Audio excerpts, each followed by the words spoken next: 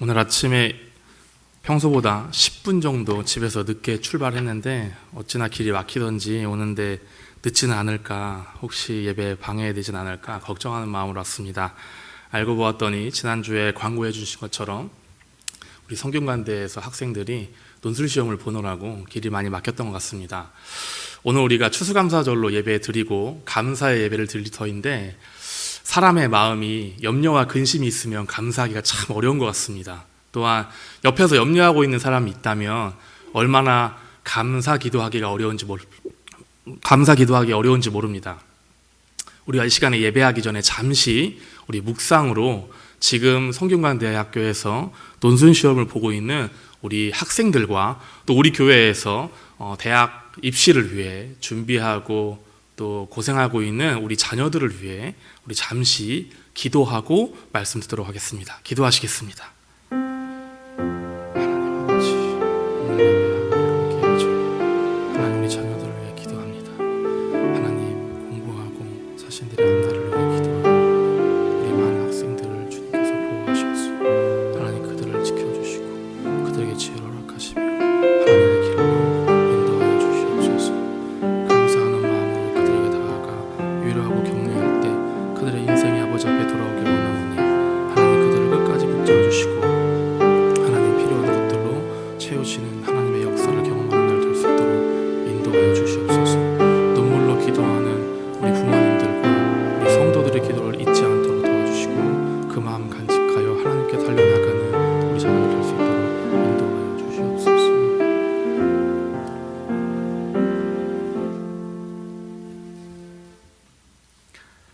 예수님의 이름으로 기도합니다. 아멘. 네, 오늘은 추수감사절입니다. 추수감사절은 종교의 자유를 찾아 아메리카 대륙으로 떠난 영국의 청교도들이 혹독한 땅에서 처음 땅의 소출을 얻어 하나님께 감사한 것으로부터 시작하였습니다. 우리는 매해 가을마다 울며 씨를 뿌리는 자에게 기쁨으로 단을 거두게 하시는 하나님의 은혜에 감사하고자 추수감사절을 지키고 있습니다. 오늘 우리가 가져온 곡식들과 또 과일들을 보며 우리가 얼마나 하나님 앞에 감사한 것이 많은지 세어보게 됩니다. 우리가 센 것보다 더 많은 열매가 우리의 삶에 열렸음을 고백하며 오늘 감사의 예배를 함께 드리고자 합니다. 말씀 듣기 전에 하나님 앞에 감사의 고백으로 우리 박수로 영광 돌리시기 원합니다.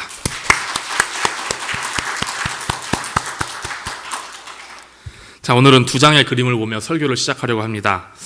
자, 화면을 보여주시면 우리 첫 번째 그림을 먼저 보도록 하겠습니다. 무엇이 먼저 보이십니까? 절벽 근처 나무 위에 검은 표범 한 마리와 매가 한 마리 앉아있는 것이 먼저 보이는 분들도 계실 것입니다. 한편으로는 한 여성의 얼굴도 보일 것입니다. 어떤 분은 이 그림을 그린 작가가 두 동물을 그리는 과정에서 우연하게 여성의 얼굴처럼 보이는 가운데 공간이 생겨났다고 보기도 하고, 또 다른 분은 여성의 얼굴을 그리기 위해 두 동물을 곁들여 그린 것이라고 볼 수도 있을 것 같습니다. 작가의 의도는 우리가 알 수 없지만 분명한 것 한 가지는 두 가지의 이미지 중에 한 가지가 우리의 눈에 먼저 보인다는 사실입니다. 자, 이번엔 두 번째 그림을 한번 보도록 하겠습니다. 어떤 주황색 원이 더 커 보이십니까? 한쪽 그림은 주황색 원과 그것을 둘러싼 6개의 큰 회색 원들을 보여주고 있습니다. 또 다른 하나의 그림은 주황색 원이 자신보다 작은 8개의 회색 원에 둘러싸여 있는 것을 볼 수 있습니다. 어떤 주황색 원이 더 클까요? 다들 예상하셨겠지만 두 주황색 원의 크기는 같습니다. 주변 환경에 따라 같은 크기의 원도 달라 보일 수 있습니다. 동물과 여성의 얼굴 중에 먼저 보이는 것도 있고, 같은 크기지만 다른 것보다 더 크게 보이는 원이 있는 이유는 내가 가진 생각의 습관 때문입니다. 많은 심리학자들은 이러한 생각의 습관을 세상을 바라보는 마음의 창, 즉 프레임이라고 부릅니다. 또한 생각의 틀이라고도 부를 수 있습니다. 텔레비전을 켜고 여러 가지 채널을 돌려도 온통 음식만 보이는 것은 우리가 음식의 프레임을 가졌기 때문입니다. 아이들을 키우는 부모의 입장에서는 안전의 프레임을 가지고 신문을 읽기 때문에 이 세상이 온통 사건과 사고로 가득해 보이는 것입니다. 우리가 살고 있는 사회가 얼마나 위험한지, 학교 폭력이 얼마나 심각한지, 교통사고의 위험이 얼마나 높은지, 각종 안전사고의 가능성이 얼마나 큰지, 수많은 염려 때문에 부모의 눈에는 숟가락과 젓가락조차 흉기로 보일 것입니다. 이처럼 우리가 보고 듣는 말이나 내용은 개개인의 프레임, 생각의 틀에 의해 결정됩니다. 어떤 사람이 세상은 어떻다, 세상 사람들이 어떻다 이렇게 말하는 것은 세상과 주변 사람들에 대한 객관적이고 정확한 정보를 가졌기 때문이 아니라 그 사람이 어떤 프레임, 어떤 창, 어떤 틀로 세상을 바라보고 있는지에 대해 더 많은 것을 알려주고 있다고 볼 수 있습니다. 오늘 우리가 함께 읽은 이 본문이 위치하고 있는 창세기는 총 50장으로 구성되어 있습니다. 그 중에 아브라함에 관련된 기록은 총 12장인 반면 그의 아들 이삭에 관해서는 파편적으로 기록되어 있거나 아브라함의 이야기에 곁들여져 있을 뿐입니다. 온전하게 이삭에게 할애된 장은 오늘 우리가 함께 읽은 본문 26장이 유일합니다. 12대 1이라는 비율로 아브라함과 이삭의 인물의 중요성을 단순하게 비교할 수는 없지만 우리 대부분은 아브라함을 중심으로 창세기를 읽어왔습니다. 왜냐하면 그가 하나님의 시험을 통과한 사람이고 믿음의 조상이라고 불리기 때문입니다. 맞습니다. 우리는 시험의 프레임을 가졌습니다. 창세기 22장, 오늘 우리가 읽은 본문은 4장 앞선 그 본문은 오늘 우리가 읽은 창세기 26장을 잘 이해하도록 돕기 때문에 오늘 먼저 살펴보도록 하겠습니다. 이 시험의 프레임을 가진 우리는 창세기 22장의 중심 주제가 무엇인지 재빠르게 알아차릴 수 있습니다. 22장 1절에 하나님이 아브라함을 시험하시려고 하는 이 기록이 결정적인 증거이기도 하지만 우리의 눈이 먼저 알아차렸을 것입니다. 아들 이삭을 제물 삼아 제사를 드리라는 하나님의 명령을 앞에 두고 고민 끝에 아브라함은 그 명령을 지키고자 모리아 땅으로 향했습니다. 3일 밤낮을 걷는 동안 아브라함은 수많은 고민과 감정에 휩싸였지만 그 고통의 시간 동안 하나님께서는 철저하게 침묵하셨습니다. 모리아 땅에 이르러 제단을 쌓고 아들을 결박하여 그를 죽이고자 칼을 쳐 들었을 때에야 하나님께서는 침묵을 깨고 황급히 아브라함을 부르셨습니다. 그 아이에게 내 손을 대지 말라. 그에게 아무 일도 하지 말라. 내가 네 아들, 네 독자까지도 내게 아끼지 아니하였으니 내가 이제서야 네가 하나님을 경외하는 줄 아노라. 말씀하시며 아들 대신에 숫 양으로 제사를 드리게 하셨습니다. 신약성경 히브리서 11장 17절의 말씀은 아들까지 드리고자 한 믿음 때문에 아브라함은 하나님의 시험을 통과할 수 있었다고 기록합니다. 또한 로마서 4장 24절을 통해 사도 바울은 하나님께서 아브라함의 믿음 때문에 그를 의롭게 여기셨다고 말하는 것을 우리는 찾아볼 수 있습니다. 주목할 만한 점은 시험의 프레임을 가진 우리의 눈에 이삭은 거의 보이지 않는다는 점입니다. 이삭의 모습을 발견하기 어려운 것은 시험의 프레임을 가졌기 때문에 시험받는 아브라함, 시험에 통과한 아브라함, 시험 가운데 있는 아브라함을 돕는 하나님만 보이는 것입니다. 또한 이삭의 모습을 발견하기 어려운 것은 성경에 그에 대한 기록이 별로 없다는 사실 때문이기도 합니다. 창세기 22장에 불과 나무는 있거니와 번제할 양은 어디 있나이까?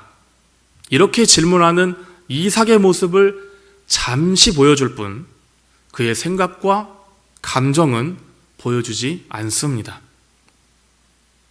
반면에 우리는 믿음의 시험대에 오른 아브라함의 깊은 고민과 갈등을 읽어내는 데는 전혀 무리가 없습니다. 이삭에 대한 기록의 부족함 때문에 그를 그저 아버지의 결정에 말없이 순종하거나 동의하는 아들로 생각할지 모르겠습니다. 또한 이삭을 순진하고 다루기 쉬운 양과 같다는 성서학자들의 주장에 동의할 수 있게 됩니다.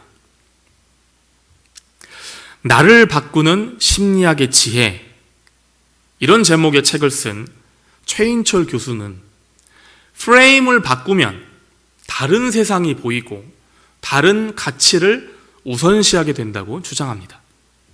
그의 책에 있는 한 가지의 유명한 예를 소개하고자 합니다. 하나의 이야기입니다. 어느 날 세실과 모리스가 교회에 예배를 드리러 가는 중이었습니다. 모리스, 자네는 기도 중에 담배를 피워도 된다고 생각하나? 글쎄, 잘 모르겠는데 랍비께 한번 여쭤보는 게 어떻겠나? 세실이 랍비에게 가서 물어보았습니다. 선생님, 기도 중에 담배를 피워도 됩니까?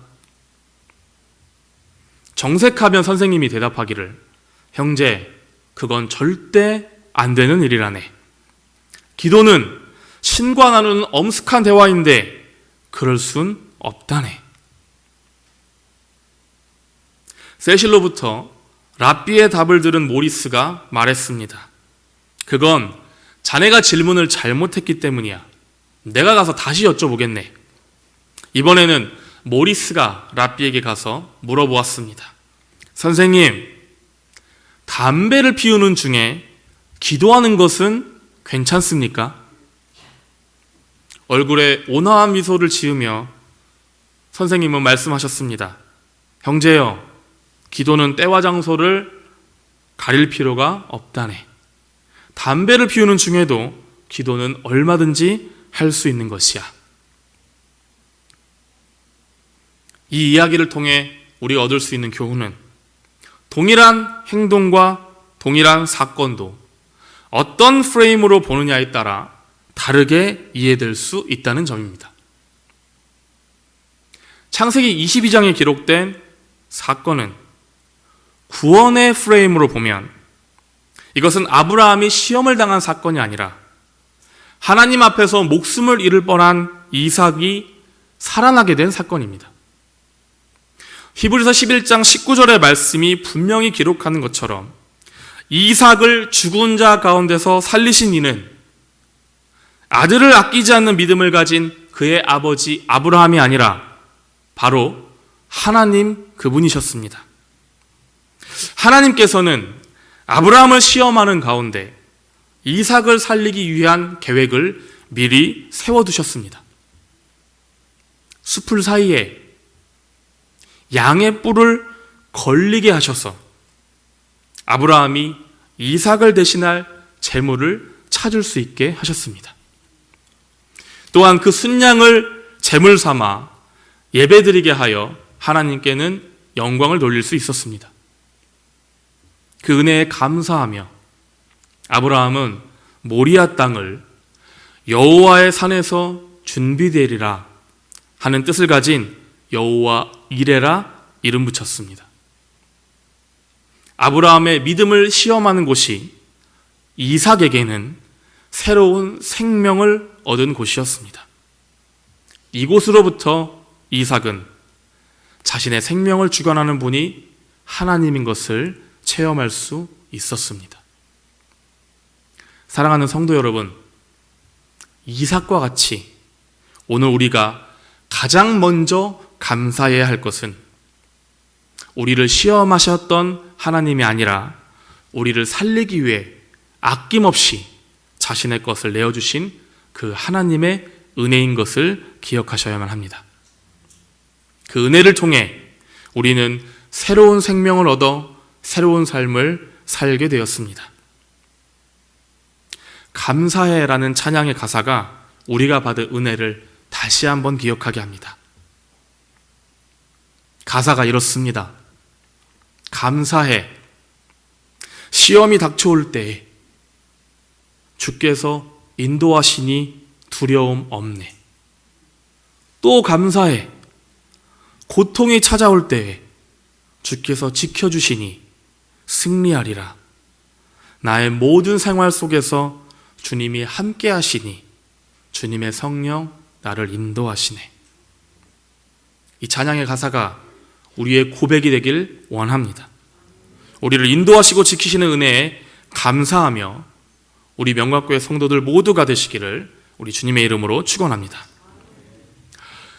성장의 프레임이라는 것이 또 우리가 살펴볼 수 있습니다. 성장의 프레임으로 오늘의 사건을 보면 이삭이 구원의 은혜를 체험한 이후 어떤 사람이 되었는지를 발견할 수 있게 해줍니다. 성장한 이삭의 모습을 보여주는 것이 바로 오늘 우리가 읽은 창세기 26장의 말씀입니다.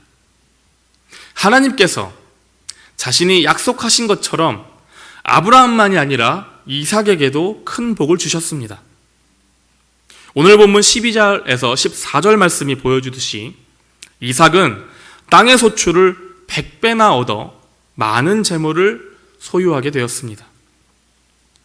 또한 양과 소가 때를 이룰 만큼 그 수가 많았으며 많은 종을 거느릴 만큼 강성해졌습니다.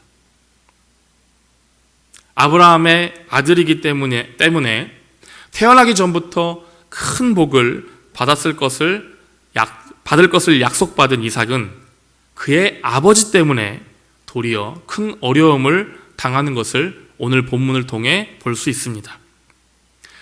아브라함을 시기했던 블레셋 사람들이 그가 팠던 우물들을 막고 흙으로 메웠기 때문에 이삭은 물을 얻을 수 없게 되었습니다.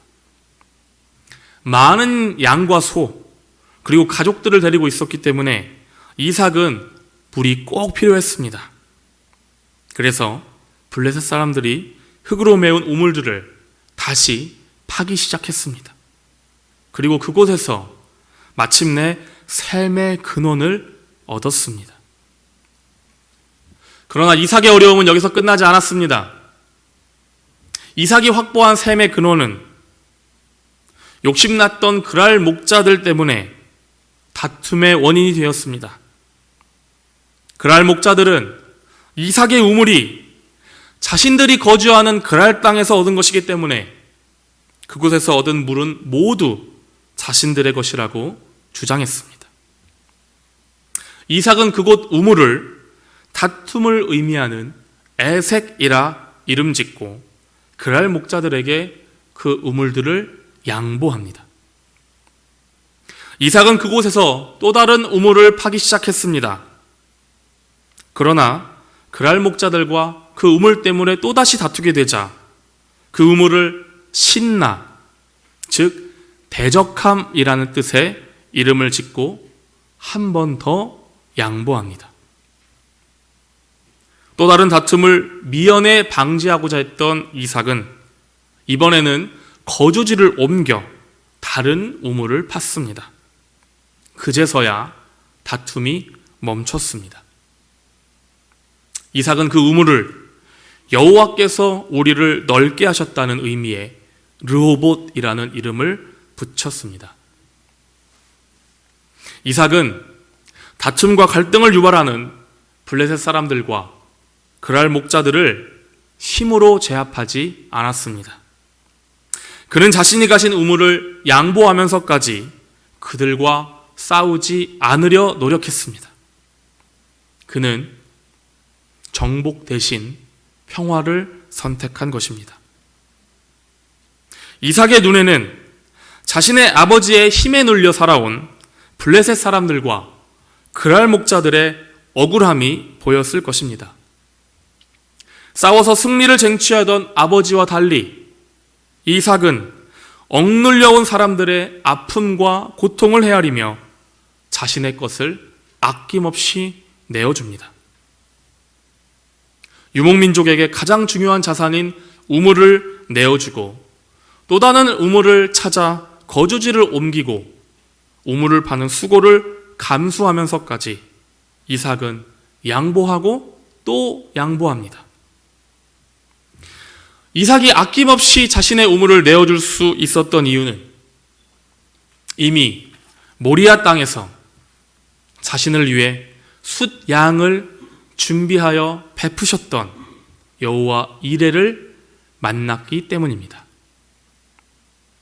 그는 하나님께서 자신을 위해 준비하신 또 다른 우물이 있음을 믿었기 때문입니다.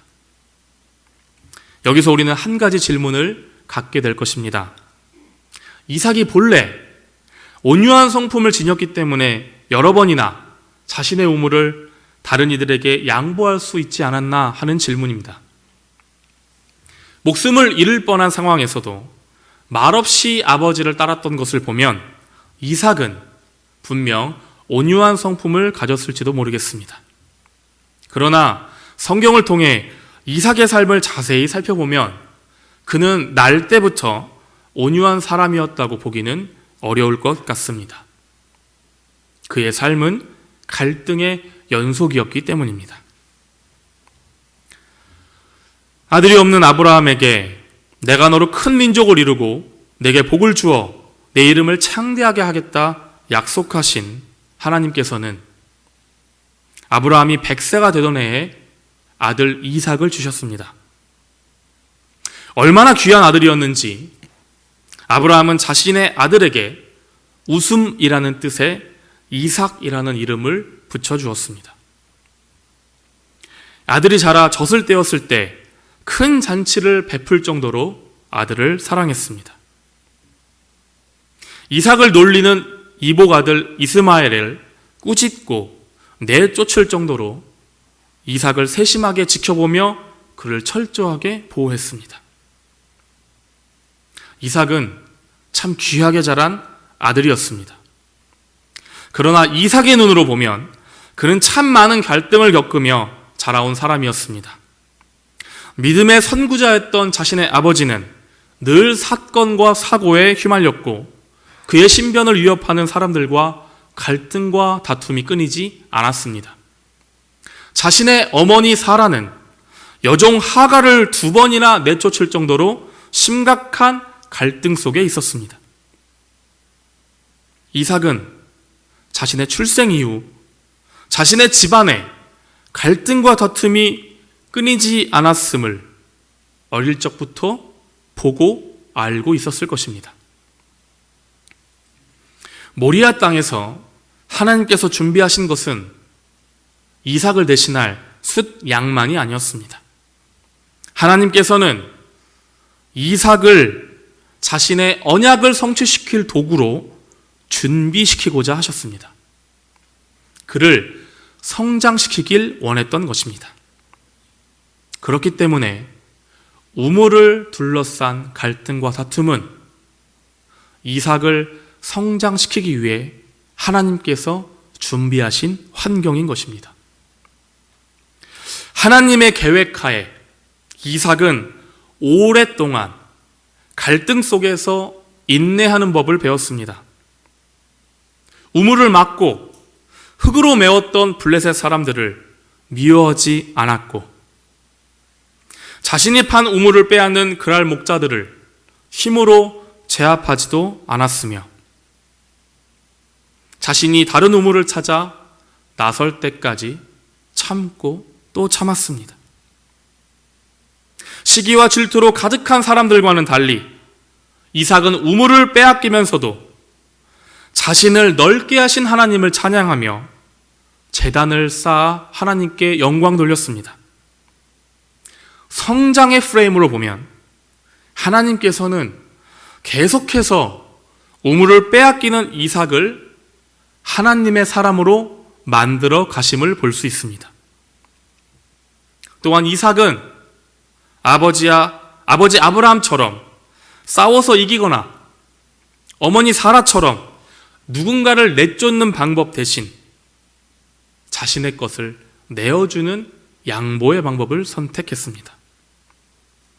묵묵하게 또 다른 우물을 찾아 떠나는 그곳에서 하나님이 베푸실 또 다른 은혜를 기대할 수 있었습니다. 왜냐하면 그는 이미 모리아 땅에서 자신에게 아낌없이 베푸는 하나님을 만났기 때문입니다. 이러한 과정을 반복할 때 하나님께서 마침내 이삭에게 나타나 이렇게 말씀하십니다. 내가 너와 함께 있어 내게 복을 주어 내 자손이 번성하게 하리라. 인내하고 양보하는 이삭을 하나님께서는 자신의 약속을 성취할 도구로 만들어 가신 것입니다. 사랑하는 성도 여러분, 우리가 오늘 한 가지 더 감사해야 할 것은 시험이 닥쳐오고 고통을 겪는 과정 가운데 우리를 하나님의 도구로 성장시킬 그분의 은혜인 것을 믿습니다. 하나님은 죽어가는 우리를 살리기 위해 또한 우리의 필요를 채우시기 위해 숫 양과 같은 물질의 축복을 아낌없이 베푸셨지만 사실 우리 눈에 보이지 않는 방법으로 우리를 질그릇처럼 빚어가시는 토기장이인 것을 우리는 잊지 말아야 합니다. 갈등과 다툼 가운데 인내와 양보를 통해 복 받을 만한 사람으로 만들어 가신 것처럼 오늘 우리가 겪는 어려움 가운데서 우리를 선한 길로 인도하실 뿐 아니라 복 주시겠다고 말씀하신 그 약속을 성취하기 위해 하나님은 오늘도 우리를 단련시키고 계십니다.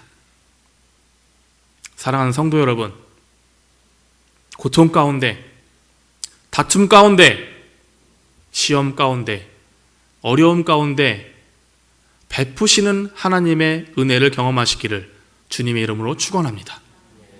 또한 그 어려움들 가운데 나를 정금과 같이 단련시켜 하나님께서 주시는 복을 받을 만한 사람으로 하나님이 약속하신 언약을 성취시킬 도구로 만들어 가심을 믿고 따르는 우리 명관교회 성도들 다 되시기를 주님의 이름으로 간절히 축원합니다.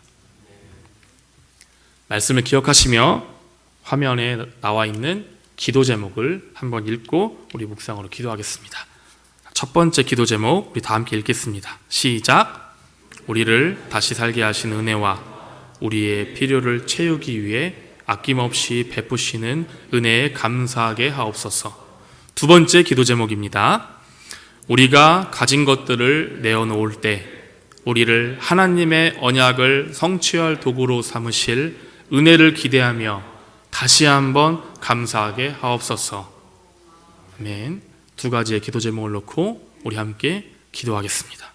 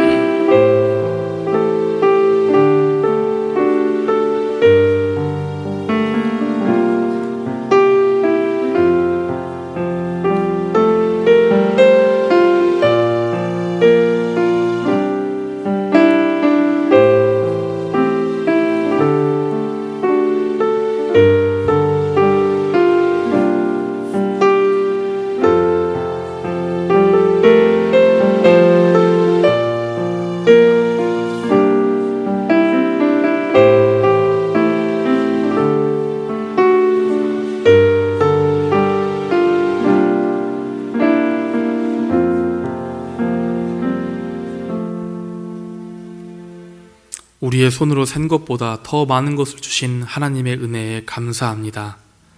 우리를 다시 살게 하신 은혜와 우리의 필요를 채우기 위해 아낌없이 베푸시는 그 은혜에 감사하며 오늘 예배에 참석합니다. 하나님, 예배 가운데 주신 말씀을 기억하며 우리가 가졌는 것들을 내어놓았을 때에도 하나님께 감사의 기도를 드릴 수 있는 성도들로 성장시켜 주시옵소서.